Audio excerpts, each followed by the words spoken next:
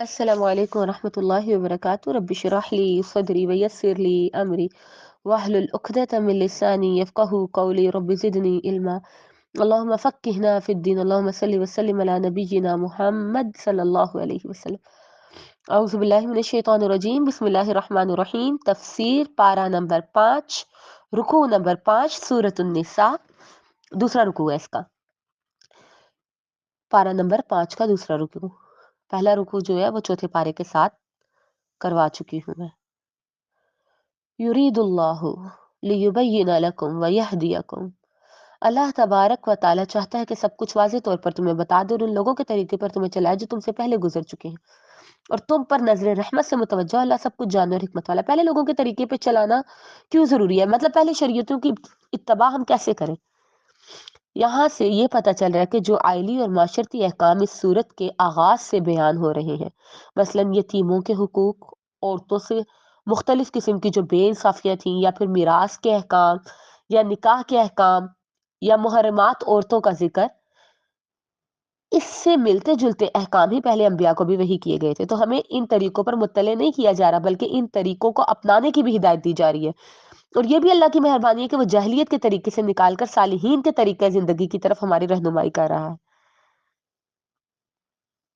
اور اس آیت سے یہ بھی پتہ لگتا ہے کہ تورات میں زنا کی سزا رجم مقرر ہوئی تھی تو اللہ کہتا ہے میں پہلے طریقوں پہ تمہیں سزا لانا چاہتا ہوں تو اس کا مطلب یہ کہ ہماری شریعت میں جو اسٹارٹنگ میں تخفیف ہوئی تھی کہ جو عورت زنا کرے اسے 1 سال گھر میں قید رکھو وہ بعد میں تخفیف ختم کر کے رجم کے طریقے پہ اللہ تبارک و تعالیٰ واپس لے آئے کیونکہ اللہ پچھلی امتوں کے طریقے پہ ہمیں چلانا چاہتا تھا جو ان میں اچھائیاں تھیں اس میں اللہ علیم اور حکیم ہے وہ جو چاہے فیصلہ کرے وہ علم اور حکمت کے ساتھ فیصلہ کرتا ہے واللہ یرید ان یتوب علیکم اور اللہ چاہتا ہے تم پر مہربان ہو جائے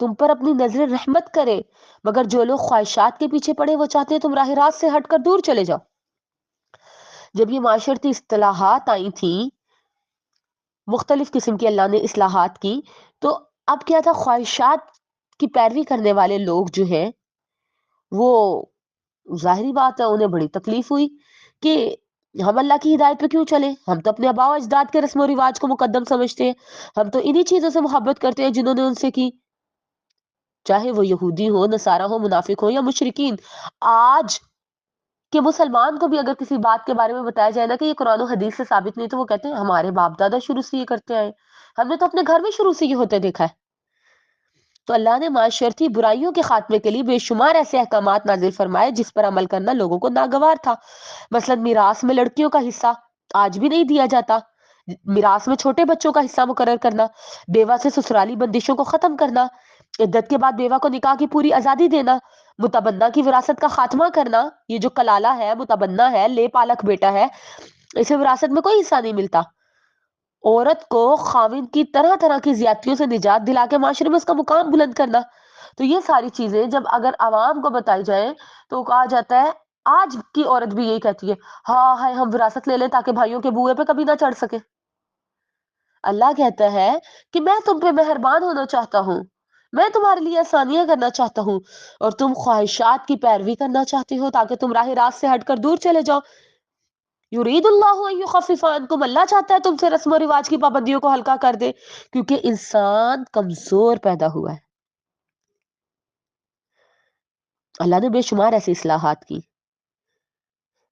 جس پر بڑے بوڑھے اور آبائی رسوم کے پرستار چیخ اٹھتے ہیں اور اسلام کے خلاف بھڑکاتے ہیں کہ اللہ نے 4 سے زائد شادیوں پہ جو ہے کچھ کہتے ہیں پابندی لگا دی ہے اور کچھ کہتے ہیں کہ جی 4 سے زائد پابندیوں کی اجازت ہی کیوں دی اب جن مسلمانوں نے زائد بیویوں کو طلاق دے کر فارغ کیا تھا ان کی اولادوں سے یوں کہنا کہ اس حکم کی روح سے تمہارے ماؤں اور باپ کے تعلق کو ناجائز ٹھہرایا گیا ہے تو کیا تم ناجائز اولاد ہو نبی صلی اللہ علیہ وسلم کے دور میں ایسا ہوا تھا نا کہ کئی کئی بیویاں رکھی ہوئی تھی انہوں نے تو آپ صلی اللہ علیہ وسلم نے جب کہا کہ 4 کی اجازت ہے باقی کو چھوڑ دو تو جب انہیں طلاق دے دی تو ان کی اولادوں کے پاس جا کے پوچھنے لگے کہ یہ کیوں بھائی تم لوگ ناجائز ہو کیا تمہارے ماں باپ کے تعلق کو اللہ نے حرام کر دیا اس قسم کی باتیں اور यहूद को भी बहुत से एतराज थे जिन्होंने अस खुद कई चीजें हलाल हराम की थी। अपने वहम अपनी खराफात को वो शरीयत इलाही का दर्जा देते थे। मसलन उनके यहाँ हैज वाली औरत नापाक थी, वो उसके हाथ का पका हुआ खाना भी नहीं खाते थे और हैज के दिनों में से बिल्कुल अलग रख देते थे। और उनकी देखा देखी यही रिवाज जो है वो अंसारे मदीना में भी आ गया। तो फिर अल्लाह ने कुरान में हुक्म दिया कि हैज वाली औरत से अज़दवाजी ताल्लुक के अलावा तमाम ताल्लुकात रखे जा सकते हैं। ऐसी बातों पर वो चिल्ला उठते थे, देखो ये नबी हर नापाक को पाक और हर हराम को हलाल बनाने पे तुला हुआ। तो अल्लाह फरमाते तुम इन लोगों की बातों की पैरवी ना करो। अगर तुम इनकी बातों पे तवज्जो देने लगोगे तो ये तुम्हें राह रास्त से कहीं दूर ले जा फेंकेंगे। लिहाजा जो तुम्हें अहकाम मिल रहे हैं इन पर बेपरवाह होकर अमल करो। और शरई अहकाम में इंसान की कमजोरियों का लिहाज रखा गया है। ये अहकामात देने में इस बात को मलहूज खातिर रखा गया कि इंसान फितरतन कमजोर पैदा हुआ है।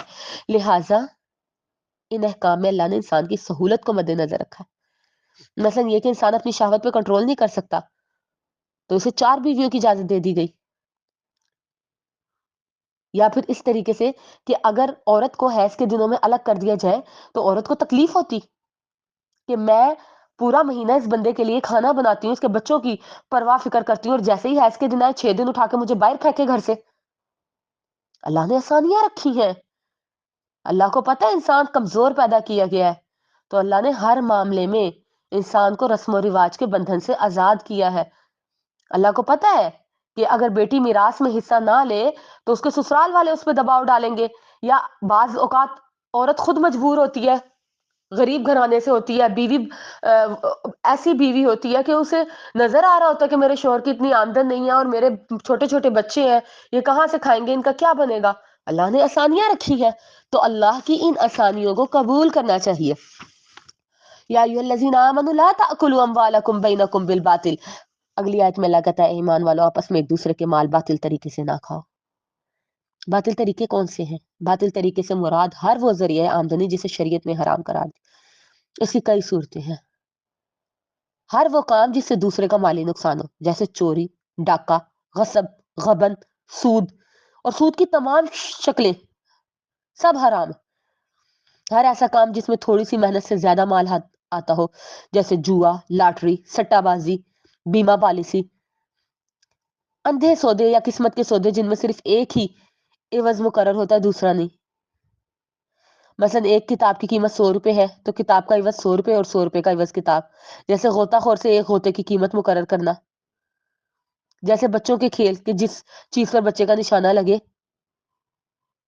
तो वो चीज उसकी, और कीमत जो है वो थोड़ी। हर वो लेन देन जिसमें किसी एक फरीक का फायदा हो और दूसरे का नुकसान हो, जैसे सूद, और ऐसे तमाम सौदे जिनमें ऐसे मामलात पाए जाते हों। ऐसे सौदे जो महज तुखमीने से तय किए जाए। मिसाल के तौर पे आजकल जो है नेट पे ये बहुत चला हुआ है कि चीज अभी आपके हाथ में आई नहीं है और आपने आगे उसकी डीलिंग कर ली है। ठीक है, पीछे से अभी आपने ऑर्डर पे मंगवानी है चीज और आगे आपने उसकी डीलिंग कर ली, अभी आपके हाथ में आई नहीं, आपको पता नहीं है वो चीज कैसी है क्या है, और आपने उसे आगे बेच दिया। और अगर वो चीज खराब पीछे से आ जाए, किसका नुकसान हुआ? धोखे का इस्तेमाल है ना। जैसे ऐसे बागात का पेशगी सौदा कर लेना जिनका भी फल पकाना हो, पता ही नहीं है कि फल पकेगा या नहीं पकेगा, कोई आंधी आफत तबाह ना कर दे। जैसे पेट के जानवर का सौदा करना, अब ये पता ही नहीं है लड़की है लड़का है पेट में, मुजक्कर है मोनिस है, बकरी है बकरा है, क्या है, सौदा हो गया जी। जो अशिया हराम है, जैसे शराब की सौदागरी, जैसे मुर्दार का गोश्त जो है, मरी हुई मुर्गियां लेके उन्हें पकाया जाता है, गधे का गोश्त लेके पकाया जाता है। जैसे तस्वीरें और मुजस्मे, फहाशी पे मुश्तमिल किताबें और तस्वीरें, फहाशी पे मुश्तमिल जो है फिल्में, किसी हराम कारोबार के लिए दुकान या मकान किराए पे देना, मतलब कि फहाशी का अड्डा बनाना, या किसी काहिन की कमाई, जादूगर की कमाई, फाहिशा की कमाई, कुत्ते की कमाई, कुत्ते बेच के कीमत हासिल करना, ये सब हराम है।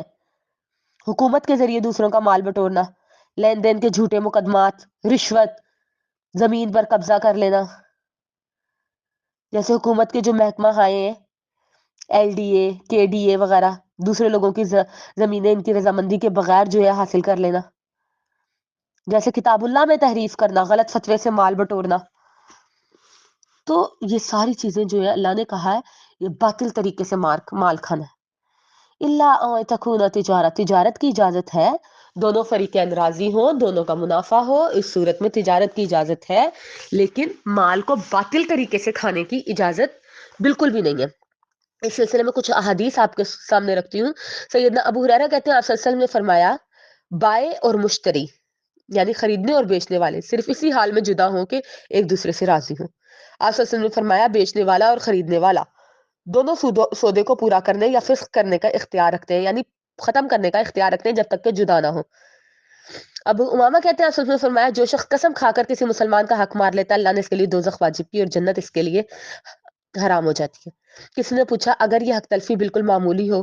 فرمایا اگرچہ وہ پیلو کے درخت کی ایک شاخ ہی کیوں نہ. سیدنا ابو ہریرہ کہتے ہیں آپ نے فرمایا اللہ عز و جل 4 قسم کے آدمیوں سے دشمنی رکھتا ہے. ایک وہ جو قسمیں کھا کر سودا بازی کرتا ہے، دوسرا محتاج جو اکڑ باز ہو، تیسرا بوڑھا زانی اور چوتھا ظلم کرنے والا حاکم. نسائی کتاب الزکاہ. سیدنا ابو ذر کہتے ہیں آپ نے فرمایا قیامت کے دن اللہ 3 آدمیوں سے بات نہ کرے گا اور نہ ان کی طرف دیکھے گا. پوچھا گیا یا رسول اللہ وہ کون ہیں؟ وہ تو نامراد ہو گئے، خسارے میں چلے گئے. فرمایا اپنی شلوار کو ٹخنوں سے نیچے لٹکانے والا، احسان جتانے والا اور جھوٹی قسم کھا کے اپنا مال بیچنے والا. آپ صلی اللہ علیہ وسلم نے فرمایا اے تاجروں کے گروہ، سودا بازی میں بےہودہ باتیں اور قسمیں شامل ہو جاتی ہیں، لہٰذا تم صدقہ بھی کیا کرو، اس سے تمہارے گناہ جھڑتے رہیں گے. ماپ تول میں کمی سے متعلق آپ نے فرمایا بلا شبہ تم ایسے 2 کاموں کے والی بنائے گئے تم سے پہلے کی قومیں اسی جرم میں ہلاک ہوئی ہیں کہ وہ ناپ تول میں کمی کرتی تھی. ایک دفعہ آپ بازار میں تشریف لے گئے، وہاں ایک تولنے والا کوئی چیز تول رہے تھے، دیکھ کے آپ نے فرمایا تول اور کچھ جھکتا تول. سیدنا عمر کہتے ہیں آپ صلی اللہ علیہ وسلم نے فرمایا اللہ یہود کو غارت کرے، ان پر چربی حرام کی گئی تو انہوں نے اسے پگھلایا اور پھر بیچ ڈالا. یعنی جو چیز حرام کی جائے اس کی مختلف صورتیں بنا لینا اور پھر انہیں بیچنا یہ بھی جائز نہیں. جابر بن عبداللہ کہتے ہیں آپ صلی اللہ علیہ وسلم نے فرمایا بلا شبہ اللہ نے شراب، مردار، سور اور بتوں کی سوداگری کو حرام کیا. ابو مسعود کہتے ہیں آپ نے کتے کی کمائی، فاحشہ کی کمائی، نجومی کی اجرت سے منع کیا. سیدہ ام سلمہ کہتی ہیں آپ صلی اللہ علیہ وسلم نے فرمایا میں بھی ایک آدمی تم میرے سامنے جھگڑے لیے آتے ہو، کبھی ایسا ہوتا ہے کہ میں ایک شخص کی دلیل جو ہے دوسرے کی نسبت اچھی طرح سے مطلب کہ ایک شخص بیان کرتا ہے اور میں بات سن کے اپنی سمجھ کے مطابق فیصلہ کر دیتا ہوں، پھر اگر میں کسی مسلمان بھائی کو اس کا حق نہ دلاؤں تو وہ مجھے معاف کر دے، اور اگر کسی کو دوسرے کا حق دلا دوں تو وہ ہرگز نہ لے، میں اسے دوزخ کا ایک ٹکڑا دلا رہا ہوں. سیدنا ابن عباس کہتے ہیں آپ صلی اللہ علیہ وسلم نے فرمایا جو شخص تصویریں بناتا ہے قیامت کے دن اللہ اسے کہے گا اس میں جان بھی ڈال، اور یہ کام وہ کبھی نہ کر سکے گا.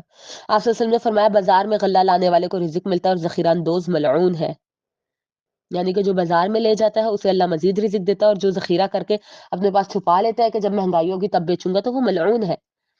یا جو ہاتھوں سے پینٹنگ وغیرہ کرتے ہیں اور انہیں بیچتے ہیں تو یہ حرام ہے. واصلہ بن اسقا کہتے ہیں میں نے نبی صلی اللہ علیہ وسلم کو یہ فرماتے ہوئے سنا جس شخص نے اپنی عیب دار چیز عیب بتائے بغیر بیچی وہ ہمیشہ اللہ کے غضب میں رہے گا اور فرشتے اس پر لعنت کرتے رہیں گے. آپ صلی اللہ علیہ وسلم نے فرمایا بائی اور مشتری دونوں جب تک جدا نہ ہو وہ مختار ہے، اگر انہوں نے سچ بولا، صاف گوئی سے کام لیا تو اللہ نے ان کے سودے میں برکت دی، اگر وہ عیب چھپا گئے، جھوٹ بولا تو ان کے سودے سے برکت اٹھا لی جاتی ہے.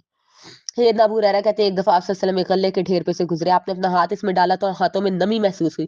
آپ نے پوچھا اے غلے والے یہ کیا ہے؟ وہ کہنے لگا یا رسول اللہ بارش ہو گئی تھی. تو آپ نے فرمایا تو نے اس گیلے مال کو ڈھیر کے اوپر کیوں نہ رکھا تاکہ لوگ اسے دیکھ کے لیں؟ پھر آپ نے فرمایا جس نے دھوکہ دیا اس کا مجھ سے کوئی تعلق نہیں. آپ صلی اللہ علیہ وسلم نے فرمایا جب تم میں سے کوئی اونٹنی یا بکری خریدے جس کا دودھ روک کر زیادہ دکھایا گیا ہو تو دودھ دھونے کے بعد خریدنے والوں کو دونوں باتوں میں سے ایک کا اختیار ہے، چاہے تو رکھ لے چاہے تو واپس کر دے. بعض اوقات جو ہے نا بکریوں کا دودھ جو ہے وہ روک لیا جاتا ہے، مطلب کہ دھویا نہیں جاتا، اور جو ہے جب بیچنے لگتے ہیں نا تو دکھاتے ہیں کہ دیکھیں کتنا اس کے تھنوں میں دودھ ہے، مطلب 1-2 دن اس کا دودھ نہیں نکالتے اور وہ صحیح جب اچھا خاصا اتر جاتا ہے تو پھر اس کے بعد جو ہے اسے بیچتے ہیں، تو یہ بھی منع ہے.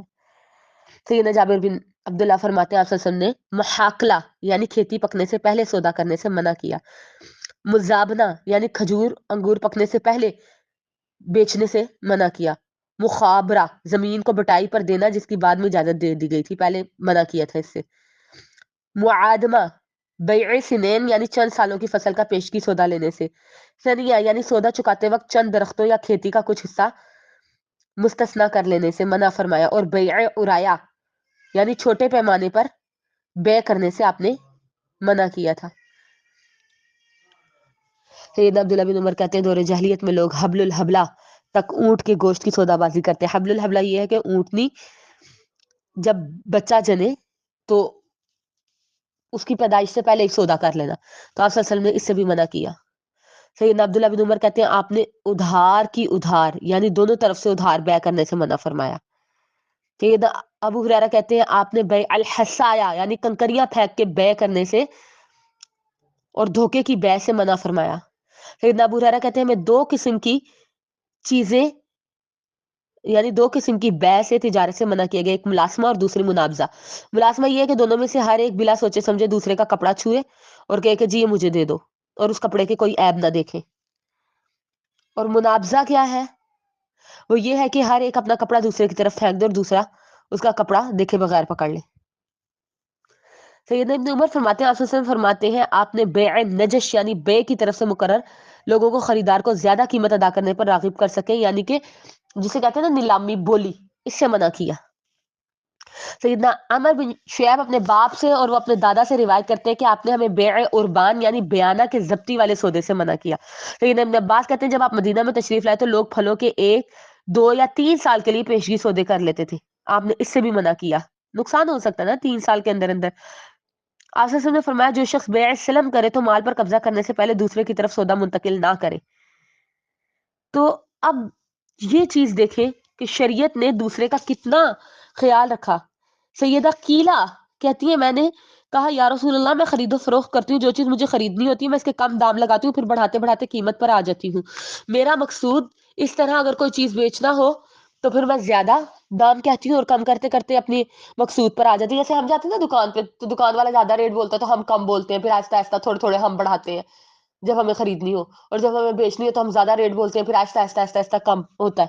تو آپ صلی اللہ علیہ وسلم نے فرمایا یہ کام اچھا نہیں, جو چیز جتنے کی بیچنا چاہتی ہو اتنے ہی دام دو, لینے والا چاہے گا تو لے گا ورنہ نہیں, اور جو چیز خریدو اس کی بھی ایک ہی قیمت کہہ دو, دینے والا چاہے تو دے ورنہ نہ دے. غائب چیز کا سودا کرنے سے بھی آپ نے منع فرمایا, ایسی چیز جس سے نہ دیکھا ہو.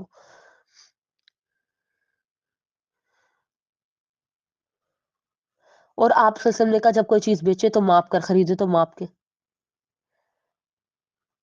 جھگڑا کرنے سے منع فرمایا, اللہ کے سب سے زیادہ سخت ناپسند وہ شخص ہے جو جھگڑا کرے. ہبا کردہ چیز اگر کسی نے کوئی تحفہ چیز دی ہے تو سیدنا عمر کہتے ہیں میں نے ایک گھوڑا مجاہد کو دیا, اس نے وہ گھوڑا کمزور کر دیا اور بازار میں فروخت کرنے کے لیے لے آیا. میں نے چاہا کہ اب یہ سستے داموں مل رہا ہے تو خرید لوں. میں نے آپ سے پوچھا تو آپ نے فرمایا اسے مت خریدو, خواہ تجھے 1 درہم میں ہی دے, کیونکہ اپنی چیز کو واپس لینے والا اس کتے کی طرح جو کہہ کر کے پھر چاٹ لیتے. تو یہ ساری چیزیں شریعت نے بتائی ہیں. آپ نے فرمایا جب کوئی شخص غلہ خریدے جب تک پوری تسلی نہ ہو اسے فروخت نہ کرے, کسی کا سودا خراب نہ کرے, سودے پہ سودا نہ کرے, قیمت کم کر کے یا قیمت زیادہ کر کے کسی کو نقصان نہ پہنچائے, کسی کی مجبوری سے فائدہ نہ اٹھائے. ابو حرا کاشی اپنے چچا سے روایت کرتے ہیں آپ نے فرمایا خبردار ظلم نہ کرو, خبردار کسی کا مال اس کی رضامندی کے بغیر حلال نہیں. جس مال پر قبضہ نہیں ہوا اس سے فائدہ اٹھانا جائز نہیں ہے. شریعت نے یہ ساری چیزیں ہمارے فائدے کے لیے رکھی ہیں, اور یہ چیزیں میں آپ کو کیوں بتا رہی ہوں, ہم میں سے ہر ایک کے شوہر بچے تجارت کر رہے ہیں, انہیں یہ چیزیں سکھانی ہے, اپنی نسلوں میں دین کو لے کے آنا ہے. ملاوٹ والی چیز بیچنے سے منع کیا. خیبر کے دن سیدہ فضالہ کہتی ہیں میں نے ایک ہار 12 دینار میں خریدا جس میں سونا اور نگینے تھے, میں نے انہیں الگ الگ کیا تو سونا ہی 12 دینار سے زیادہ مالیت کا پایا. میں نے اس کا ذکر نبی صلی اللہ علیہ وسلم سے کیا تو آپ نے فرمایا کوئی چیز جب تک الگ الگ نہ کر لی جائے اس کی خرید و فروخت نہ کی جائے. چوری کے مال کی بے, چوری کا مال بھی نہیں آپ بیچ سکتے. جس نے چوری کا مال خریدا اور وہ جانتا تھا کہ وہ چوری کا مال ہے تو چوری کے گناہ اور اس کی سزا میں برابر کا شریک ہوگا. بعض اوقات کوئی چوری کر کے موبائل لے کے آتا ہے نا, سستے داموں بیچ رہا, تو ہم کہتے ہیں ہمارا فائدہ ہے چلو لے لیتے ہیں, یہ بھی منع ہے. سودا واپس موڑ لینا, سودا کرنے کے بعد واپس لے لینا, یہ بھی منع ہے. سیدنا ابو ہریرہ کہتے ہیں آپ صلی اللہ علیہ وسلم نے فرمایا جو شخص سودا واپس موڑ لے قیامت کے دن اللہ اس کی لغزشیں واپس لے لے گا. مسجد میں خرید و فروخت کرنا بھی منع ہے. حدیث میں آتا ہے جب تم مسجد میں کسی کو کوئی چیز بیچتا یا خریدتا دیکھو تو اسے کہو اللہ تمہیں تجارت میں نفع نہ دے. نمازوں کے اوقات میں خرید و فروخت بھی منع ہے, شراکت بھی منع ہے. سیدنا ابو ہریرہ سے مرفوعاً روایت ہے کہ اللہ عز و جل فرماتا ہے 2 شریکوں کا تیسرا میں ہوتا ہوں جب تک کہ کوئی ان میں سے خیانت نہ کرے. پھر جب ان میں کوئی خیانت کرتا تو میں درمیان سے نکل جاتا ہوں. شیطان آ جاتا ہے نا اس جگہ پہ. خیانت نہیں کرنی. تو اللہ کہتا ہے کہ تجارت وہ کرنی ہے جس میں باہمی رضامندی ہو.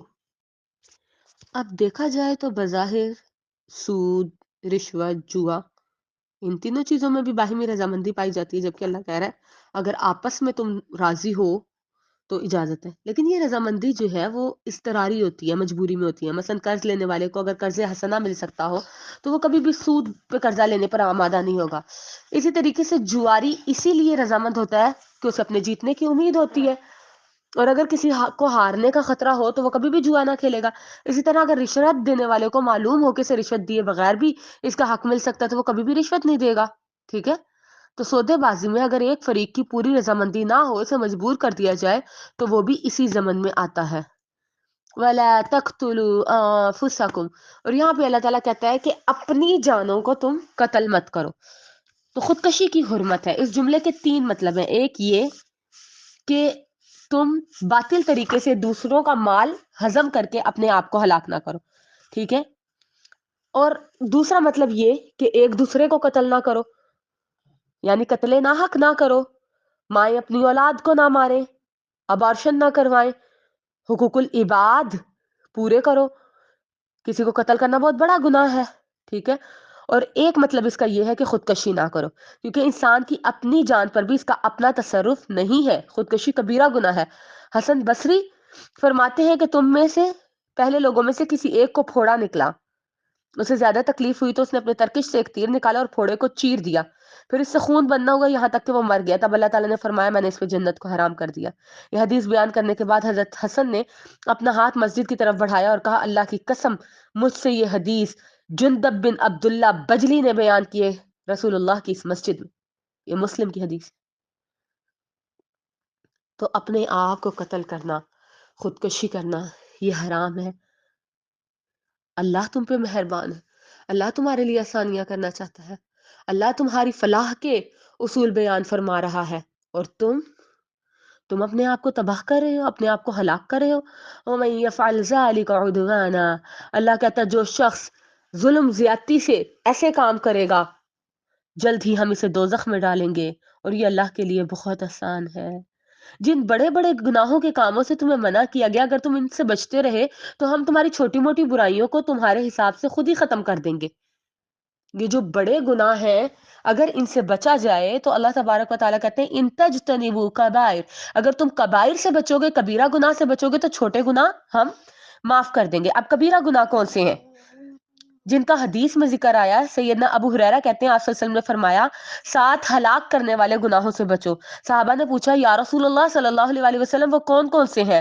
فرمایا اللہ کے ساتھ شرک، جادو، ناحق کسی جان کو قتل کرنا، سود کھانا، یتیم کا مال کھانا، میدان جنگ سے بھاگ جانا، پاک باز بھولی بھالی مومن عورت پر تہمت لگانا. یہ کبیرہ گناہ ہے. تو اللہ کہتا ہے اگر کبیرہ گناہوں سے بچو گے، چھوٹے موٹے گناہ جو ہیں وہ تو ہم ویسے ہی معاف کر دیں گے. ٹھیک ہے. سیدنا عبداللہ بن مسعود کہتے ہیں میں نے نبی صلی اللہ علیہ وسلم سے پوچھا اللہ کے نزدیک کون سا گناہ بڑا ہے؟ فرمایا کہ یہ کہ تو اللہ کے ساتھ کسی کو شریک کرے حالانکہ اللہ نے تجھے پیدا کیا، یعنی کہ شرک. میں نے عرض کیا یہ تو واقعی بڑا گناہ ہے، اس کے بعد کون سا گناہ بڑا ہے؟ فرمایا تو اولاد کو اس ڈر سے مارے کہ اسے کھلانا پڑے گا جبکہ کھلاتا پلاتا اللہ ہے. میں نے کہا پھر کون سا گناہ بڑا ہے؟ فرمایا یہ کہ تو ہمسائے کی بیوی سے زنا کرے. یہ بخاری کتاب التفسیر کی روایت. سیدنا انس بن مالک کہتے ہیں نبی صلی اللہ علیہ وسلم نے کبیرہ گناہوں کا ذکر کیا تو فرمایا بڑے گناہ یہ ہیں کہ اللہ کے ساتھ شرک کرنا، ناحق کسی کا خون بہانا، والدین کو ستانا. پھر فرمایا کیا میں تمہیں بڑے بڑے گناہوں کا نہ بتاؤں؟ قول الزور یعنی کہ جھوٹ، ہیرا پھیری، جھوٹ کو سچ بنانا یا جھوٹی گواہی دینا، یہ سب کبیرہ گناہ ہے. کبائر کی لسٹ بڑی طویل ہے. بعض گناہ ایسے ہوتے ہیں جو موقع محل کے لحاظ سے مزید شدت اختیار کر جاتے ہیں. مثلا لوگوں کا مال ناجائز طریقے سے کھانا کبیرہ گناہ ہے، مگر یتیم کا مال کھانا اور بھی بڑا گناہ ہے. داؤ فریب سے مال بیچنا، جھوٹی قسم کھا کر مال بیچنا، یہ بہت بڑا گناہ بن جاتا ہے. عورتوں پر تہمت لگانا بھی بڑا گناہ ہے، اور بھولی بھالی انجان عورت پر تہمت لگانا یہ تو مزید بڑا گناہ بن جاتا ہے. اولاد کا قتل بھی بڑا گناہ ہے، مگر مفلسی کے ڈر سے اولاد کو قتل کرنا یہ اور بھی زیادہ بڑا گناہ بن جاتا ہے. اسی طرح زنا ایک کبیرہ گناہ ہے، مگر جب یہ زنا اپنی ماں، بیٹی، بہن یا دیگر محرم رشتے سے کیا جائے تو مزید اس گناہ میں شدت آ جاتی ہے. اور اگر شادی شدہ عورت یا مرد زنا کرے گا تو یہ گناہ کوارے مرد یا عورت سے زیادہ شدید ہو جائے گا. ایسے ہی ہمسائے کی بیوی سے زنا کرنا کسی دوسری عورت سے زنا کرنے کے نسبت شدید ہوگا. یا بوڑھے آدمی کا زنا کرنا جوان کی نسبت زیادہ شدید ہوگا. اور اگر بوڑھا زانی اپنے ہمسائے کی بیوی سے زنا کرے تو کسی دوسری عورت سے زنا کرنے کی بنسبت اس کا گناہ 3 گنا بڑھ جائے گا. کسی چھوٹے گناہ کو حقیر سمجھتے ہوئے اسے مسلسل کرتے رہ جانا یہ بھی کبیرہ بن جاتا ہے. آپ نے حضرت عائشہ کو مثال سمجھائی تھی نا, آپ نے کہا عائشہ چھوٹے گناہوں سے بچو, کیونکہ چھوٹی چھوٹی لکڑیاں جو ہیں وہ مل کے ایک بہت بڑا الاؤ بن جاتی ہیں. تو چھوٹے گناہ جو ہے وہ آپس میں مل کے جو ہے وہ کبیرہ گناہ بن جاتے ہیں, بڑے گناہ بن جاتے ہیں. اور جن گناہ کا کام کرنے کے بعد اللہ کی فرشتوں کی اور سب لوگوں کی لعنت ہو, جیسے بھویں بنانا, اس پہ اللہ اور اس کے رسول کی لعنت ہے. یا ایسے گناہ جن کے بارے میں کہا گیا کہ اللہ دیکھے گا بھی نہیں, کلام بھی نہیں کرے گا, تو یہ سب کبیرہ گناہ ہے. تو جب انسان ان سے بڑے گناہوں سے بچے گا تو چھوٹے گناہ اللہ ویسے ہی معاف کر دے گا, ان کی جواب طلبی نہیں کرے گا. لیکن اگر بڑے گناہوں سے اجتناب نہیں کیا جائے تو پھر بڑوں کے ساتھ ساتھ چھوٹوں پہ بھی پکڑ ہوگی. ٹھیک ہے, وہاں پہ سورۃ نجم میں جو ہے اللہ تبارک و تعالیٰ نے یہی بات بیان کی.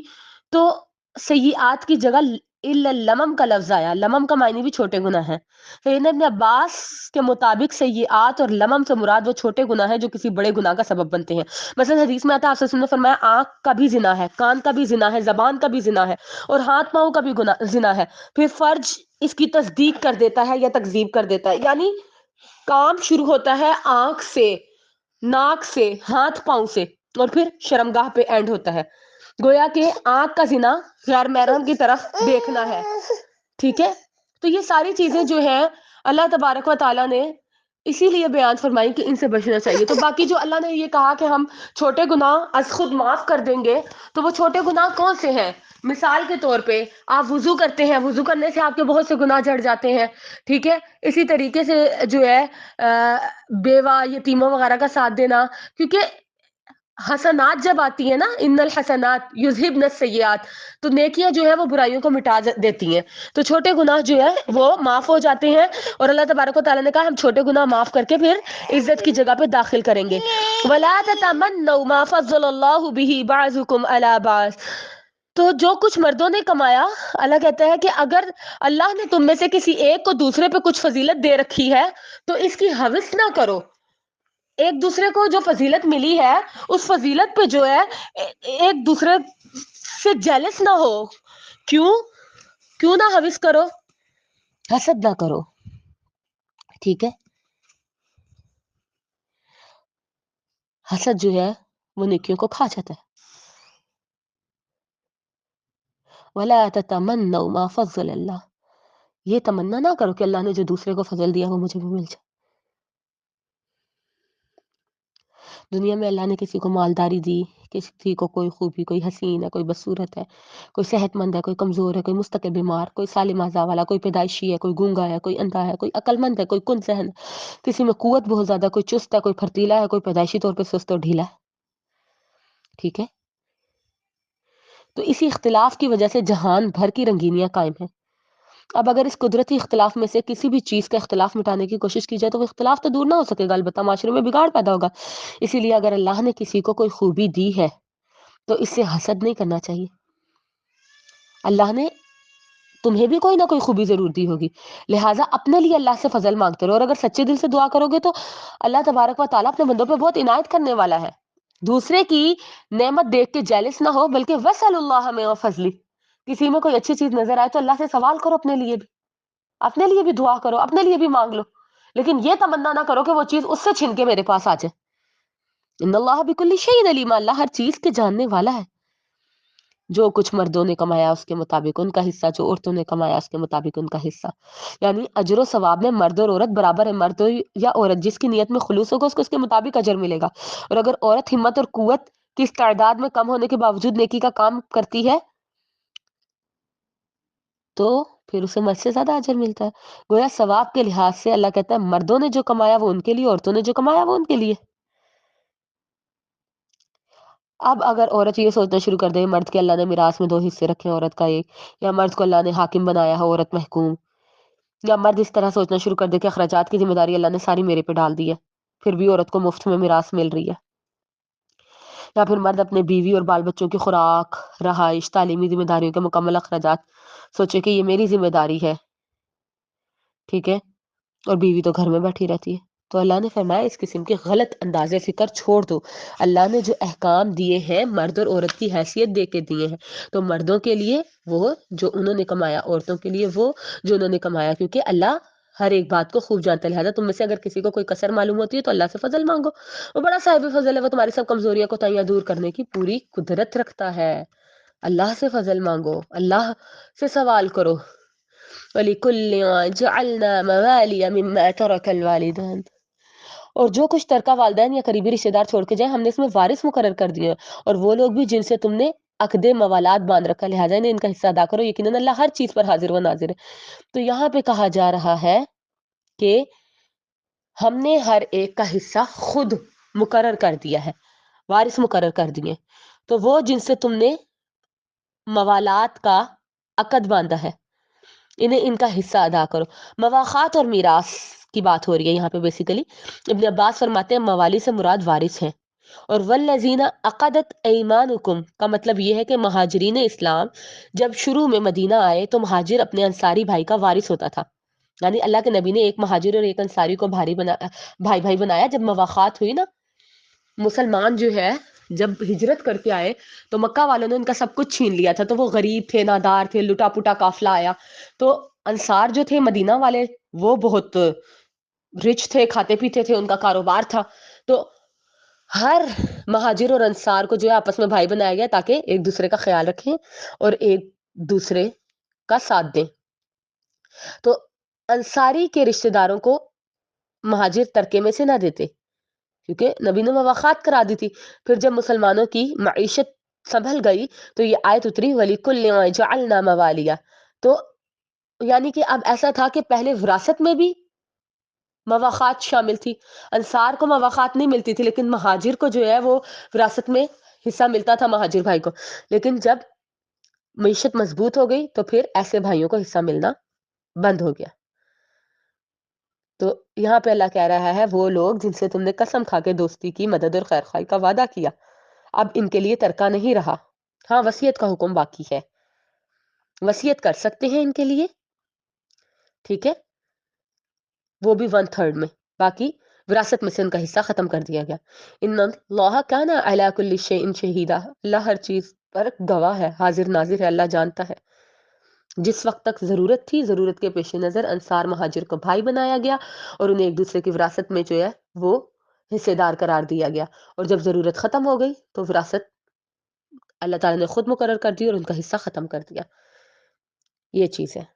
اب وراثت اللہ کی طرف سے فرض ہے، باقی یہ ہے کہ اگر کسی کو کچھ دینا ہے، کسی سے بہت محبت ہے، کوئی آپ کو اپنا بھائی لگتا ہے، آپ کا منہ بولا بھائی ہے، یا کوئی لے پالک بیٹا ہے، تو 1/3 میں سے اس کے لیے وصیت کر سکتے ہیں۔